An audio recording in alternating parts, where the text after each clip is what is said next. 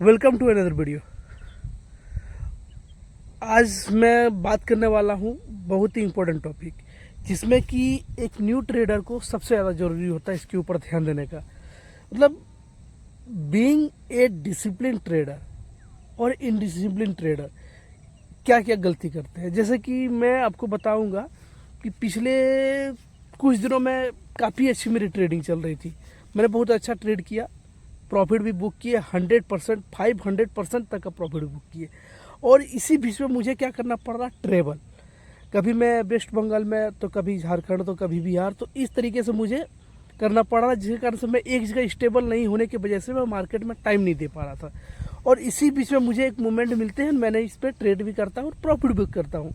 लेकिन फिर बाद में क्या होता है कि जब कुछ दिनों से ट्रेडिंग नहीं करने की वजह से क्या होता है कि मेरे मन में एक अजीब तरह का हलचल होता है कि भाई ट्रेड नहीं किए, पैसे नहीं आए, मुझे पैसे कमाने हैं।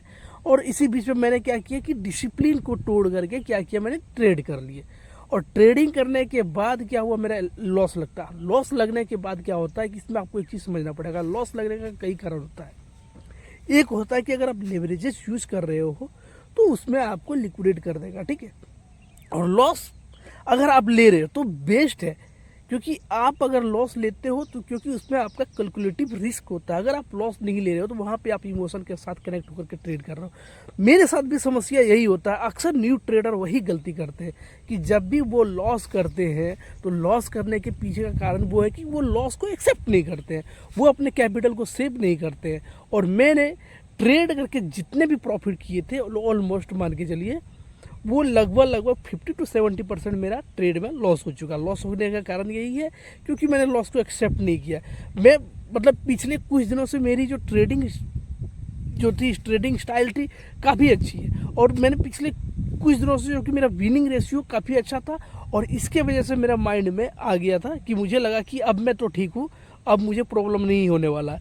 और वही ईगो और वही कॉन्फिडेंट जो है कि मुझे लेट हुआ और मेरी प्रॉफिट जो है कि लॉस में बदल गई। और अभी मैं बिल्कुल ही शांत हूँ, मार्केट से बाहर हूँ, ट्रेड नहीं कर रहा हूँ। तो इसी बीच में मुझे लगा कि आपको बताना चाहिए कि ट्रेड कब करना चाहिए और कब नहीं करना चाहिए। जब भी आपको एक प्रॉफिट हो, क्योंकि मैं पहले भी बताता हूँ कि मेरी जो स्ट्रैटेजी है, स्ट्रैटेजी में जब आपको एक प्रॉफिट होते हैं, प्रॉफिट होने के बाद 2 दिन 3 दिन गैप लगते हैं, फिर जाकर के आपको मूव मिलते हैं।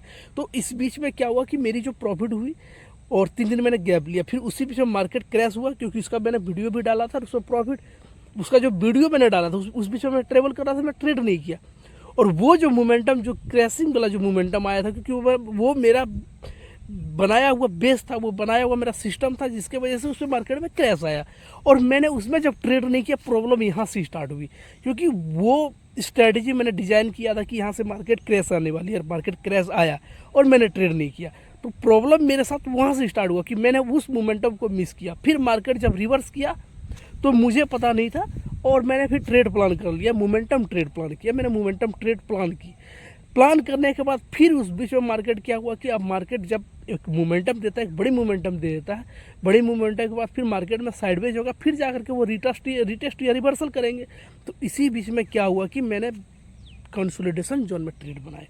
और कंसोलिडेशन जोन में ट्रेड बनाने के वजह से मेरा लॉस हुआ और मैंने स्टॉप लॉस नहीं लिए।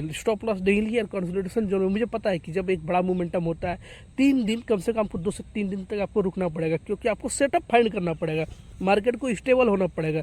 जब मार्केट स्टेबल होता है फिर जाकर के आपको वो सेटअप मिलते हैं। और मैंने उस बीच में ट्रेड बनाया और मुझे लॉस हुआ। और अभी मेरा इमोशन काफ़ी अच्छे तरीके से मेरा चौपट हो चुका है। मुझे समझ नहीं आ रहा क्या करना चाहिए।